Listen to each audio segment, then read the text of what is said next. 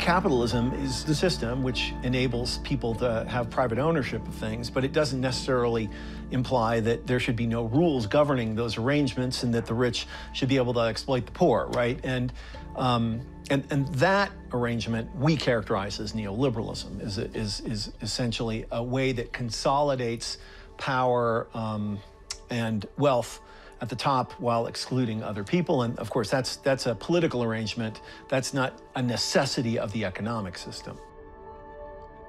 Neoliberalism is a movement about ideas. It is not directly focused on immediate social action. It's a belief that if we can change ideas, we can change the world.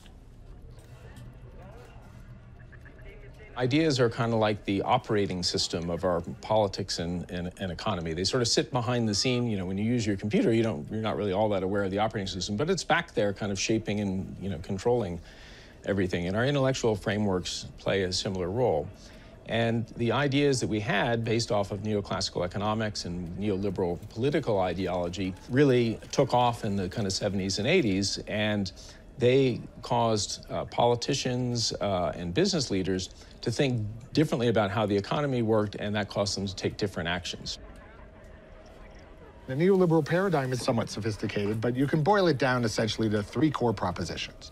One, that the best way to conceptualize society is atomized individuals competing rationally to maximize their own utility.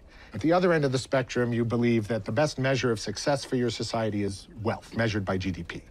And so believing those two things, you have, third, a program, which is the proper role for government is essentially to encase markets, right? Because free markets are the best way for atomized individuals competing to maximize their self-interest to generate wealth. And the neoliberal paradigm had a profound effect in shaping what we did all across the board, right? Whether it's trade policy, industrial policy, labor policy, welfare policy, colonized field after field. The law schools are completely captured by law and economics. So, the neoliberals reshaped the entire globe.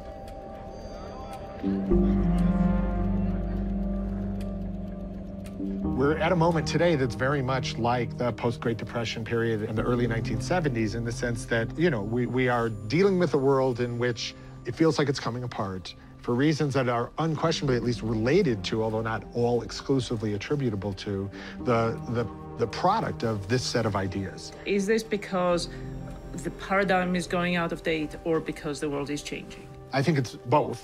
So one of the tendencies of a political economy that's focused around markets, as we know, is to generating wealth inequality. Now, in the 70s and 80s, that was not that big a deal because we were at a historic low for wealth inequality. It didn't happen precipitously fast, and it seemed to be solving problems for people. But by today, it's a really big problem. People are really aware of it. It's a generator of enormous social tensions all across the way and through all sorts of different lenses. And the neoliberal paradigm does not have great answers to it, even the progressive side. And then the global free trade regime that was certainly accelerated by it hugely, has produced enormous benefits, but also a set of tensions that they don't have answers to within that paradigm. And then the biggest one, which is the coming wave of AI, automation, technology, is just upending the workplace. And the neoliberal paradigm is essentially, well, we're just going to allow this massive further shift from labor to capital and hope for the best. Right. There's no good answers within this paradigm.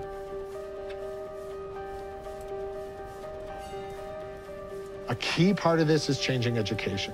So the next generation of leaders need to be better taught than the ones we have now. They need to not be taught this neoliberal paradigm. The neoliberals did recognize this because you're training the people who are going to go be the teachers of, others. You didn't need to capture every university. They captured a few that were training graduate students who were then going and teaching everywhere else.